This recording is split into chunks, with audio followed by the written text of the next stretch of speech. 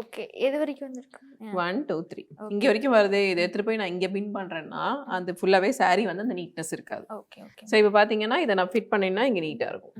Okay, so இதை நான் 3 பின் பண்ணுறேன். நிறைய ஆட்லாம் பார்த்துருப்பீங்க, அப்படியே அப்படியே தைஸ் ப்ளீட்டிங் வந்து ஒட்டி வச்ச மாதிரி இருக்கும். ஆக்சுவலி அது ஒட்டி வைக்கிறது தான். ஃபுல்லாகவே பின்னாடி க்ளூலாம் போடுவோம், கேட்ச் கிளிப்ஸ் போட்டு என்னென்ன பண்ண முடியுமோ அதை அவ்வளோ ஃபிட் பண்ணி இங்கே டைட் பண்ணி கொடுத்துருவோம். ஜஸ்ட் அந்த ஒரு ஃபோட்டோக்காக, அந்த ஒரு நேரத்துக்காக. ஆனால் பிரைட்னால அவ்வளோ நேரம் இருக்க முடியாது. உண்மை என்னன்னா 1 inch 2 inch ஃப்ரீயாக தான் இருக்கும். அப்போ தான் அவங்களால நடக்க முடியும், உட்கார முடியும், கம்ஃபர்டபுளாக இருக்க முடியும்.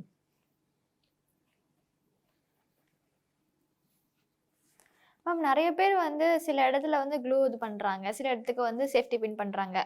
எந்த இடத்துல கரெக்டா பண்ணணும்னு ஏதாவது இருக்கா மேம்? ஆமா, க்ளூ டேப்ஸ் வந்து ஒரு சில saree ஓரளவுக்கு இப்போ இது இங்கே தான் இருக்கு, இது நேச்சுரலி இங்கே தான் இருக்குன்னா க்ளூ டேப் போட்டுக்கலாம், பிரச்சனை இல்லை. இதே ரொம்ப மாத்திரம் டிஃப்ரெண்ட்டாக மாத்திரம்னா அது பின் தான் பெட்டர்.